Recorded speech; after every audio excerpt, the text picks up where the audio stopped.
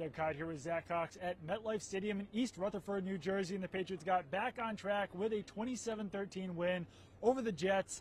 This is pretty much what we expected out of the Patriots. Nothing more, nothing less. 14-point victory. I guess this is just basically what they needed coming off the bye. Yeah, absolutely, especially after coming off a performance down in Tennessee that was easily their worst of the season, the worst we've seen from this team in some time.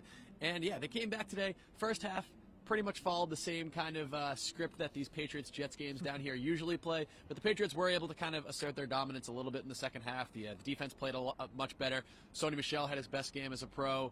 There were still some issues. There were a lot of penalties, some kind of ugly football in there, but yeah, this was a much-needed victory for the Patriots. It seemed like the Patriots were agreeing with the members of the media up in the press box that the officials were throwing a lot of penalties out there, and they were calling the game pretty tight. I'm not sure if a lot of those penalties would have been called in a normal game with a different officiating crew, but Sean Hockley was definitely throwing a lot of penalties in this game. But I thought a lot of players got back on track in this game as well. You mentioned Sony Michel had a big game. Stephon Gilmore had an interception, and he really shut down one side of the field for the Patriots defense. Trey Flowers had a sack, 3 quarterback hits. He was really a menace against the Jets offensive line. And I just want to give some credit to Julian Edelman out there. I feel like he hasn't got a lot of credit because people have just been so busy complaining about the Patriots offense that no one's really noticed that Julian Edelman has strung together 7 really impressive games so far, and if you extrapolate his stats over a 16-game season, he would be well over 1,000 yards. So definitely another impressive performance out of Edelman today. Absolutely. He's really been everything the Patriots could have wanted from him ever since he came back from suspension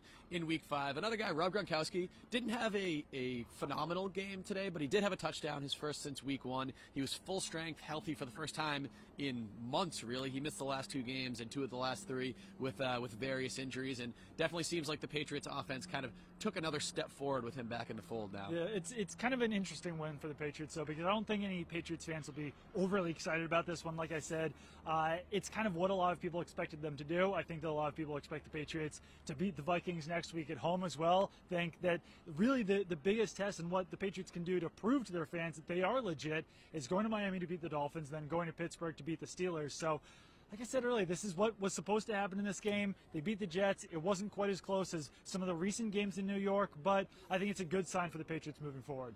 Absolutely. I mean, that 2-game stretch that you mentioned, that's really going to decide the season.